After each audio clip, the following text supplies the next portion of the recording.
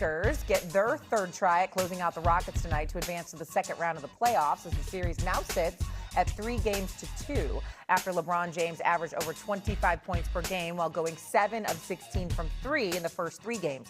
The King only scored a combined 35 points in games 4 and 5 while going 0 for 9 from three-point land. As for the Rockets, they're looking to become the 5th team in NBA playoff history to force a Game 7 after trailing in the series 3-0. They'll look to join the 2023 Celtics, the 2003 Blazers, the 1994 Nuggets, and the 1951 Knicks. No team has ever won a series when being down 3-0. Will Houston make history and win this series, Stephen A? Wow. I'm inclined to say no.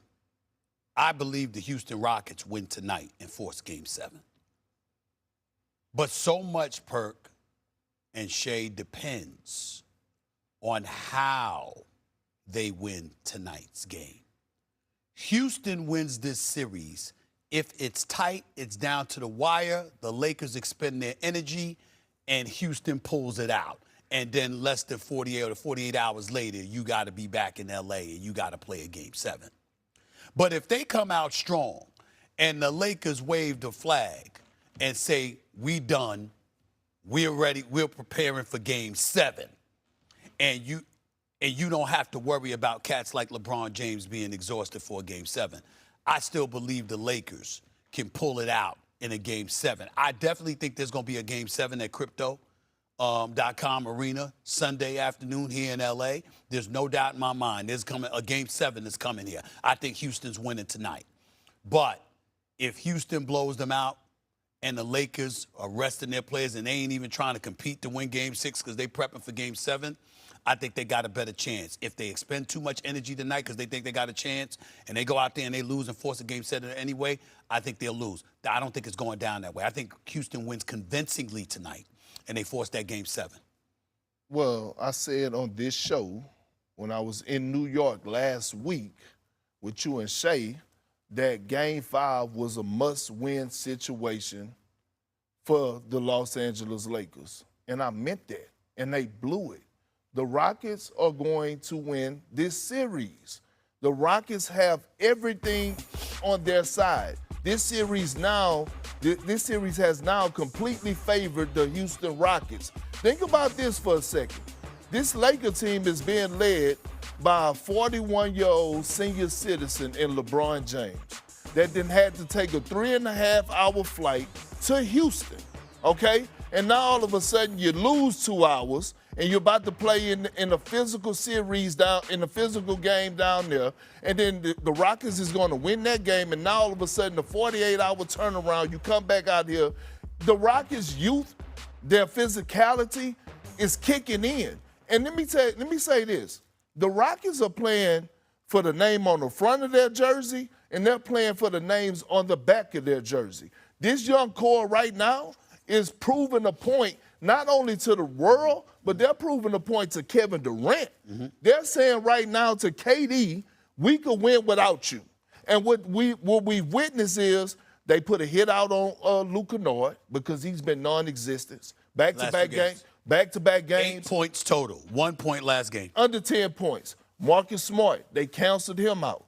He had 6 turnovers. They have found their rhythm. And now what you're seeing is you're seeing a team that's full of confidence with youth on their side. Real quick, last thing, yes, Amen Thompson played 45 minutes in Game 5. Yes, he did. He looked like he could have played another 48 minutes, a whole nother game. And he wasn't the only one. But that's what I'm saying about the youth. They blew it. The Lakers blew it when they lost Game 5. That's why I said it was a must-win situation. The only reason I'm challenging you on it is because Game 7 brings out something different. And sometimes it's not all good. You know what? Big-time players step up, and then you got cats that get nervous. Palms get sweaty, backsides get tight. Game 7s. And that, the bottom line is these young brothers in the Game 7, without Kevin Durant assuming he ain't going to play, and we're all assuming that since he ain't going to play tonight either, the bottom line is it's a dicey situation for the Rockets. But we have to go here, Shay. There's no way to avoid what I am about to say. This is First Take.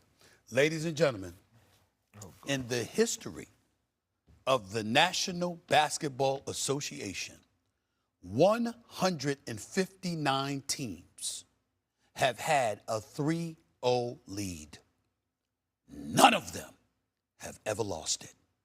Ever in the history of the NBA postseason, if the Los Angeles Lakers let the Houston Rockets, without Kevin Durant, come back, erase an 0-3 deficit, and win this series, look, it ain't going to be me, because I'm looking at LeBron, and I'm thinking about 41 years of age, 23rd season, no Luka, Austin Reeves comes back, he ain't himself, right? It ain't on him.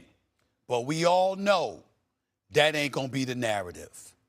We all know that. Just like I said years ago, pick your head up. Don't be disrespectul. You understand what I'm saying? Pick your head up. Because here's the point. If you remember, listen, let me remind Shay, because Shay wasn't on the show at the time. A few years back when Boston won the championship, I remember Kevin Durant and his peeps were so upset because I said, fair or unfair, if Steph Curry wins the championship, wins his 4th championship, Kevin Durant will be known as the dude that left that and him for Kyrie Irving in Brooklyn. And Kevin Durant's a 2-time champion and a 2-time NBA Finals MVP.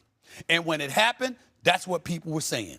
And if the Lakers lose this 3-0 lead and Houston comes back and is the first team in NBA history to erase an 0-3 deficit and knock off the Lakers with LeBron on the floor, I'm not going to do it because I don't think it'll be fair to him, because the bottom line is that, Luka's hurt and all of this other stuff. But we all know that is not going to be the narrative because Kevin Durant didn't play.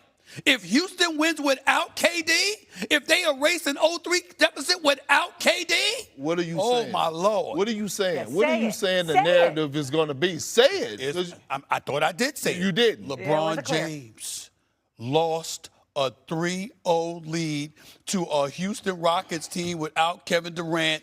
We don't want to hear nothing about GOAT conversations and stuff like that. That's what they're going to say. That's what they're going to say. I don't want to hear it now. So, it ain't nothing to me. But I'm telling you right now, that's what I'm lying? And you know what? I'm going to delete my social media accounts. Go ahead. Just so I don't have my peace disturbed by crazy narrative. And guess what? I remember one time when people was clapping back at you, including superstars, and they would remain nameless, clapping back at you on social media, and you sat up there and said, hey, you said, hey, they went after Jesus. Everybody ain't follow Jesus. You said, they'll get over it. Yeah, they'll get over it. You could care less. Guess what? And they going to care less when you delete your social media account this weekend. They ain't going to care. They ain't going to care because they going to know. No, they want to hear that. But we're not about to do this. We're not about to do this. We're not about to do it. We're not about to do it. I'm just being keeping it up. No. We're not about to do this. We're not about to engage in this. We're not going to start this narrative because we're talking about a guy that's in year 23. He's phenomenal. At 41 years of age. It ain't his fault. By the way, they came into this series as a heavy underdog. Anyway, it ain't his fault. It ain't his fault. But Perk, a 3-0, forget, I got that. I'm with you. I agree with you. It shouldn't happen. A 3-0, not only the 3-0 lead, it's the Lakers. A 3-0 lead, and you lose a 3-0 lead when no team in NBA history has done it, and you lose a 3-0 lead, and you lose it without Kevin Durant playing, and you lose it to a team that got nobody starting over the age of 24?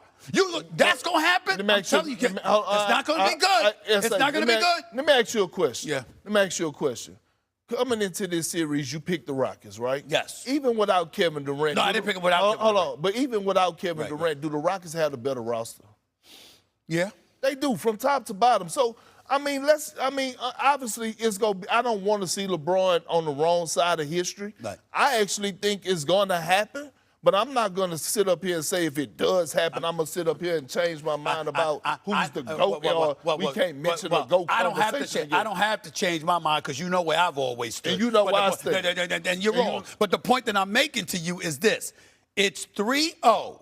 No team in NBA history has ever surrendered a 3-0 lead in the playoffs. And it's the Lakers with him on it, and it ain't his fault.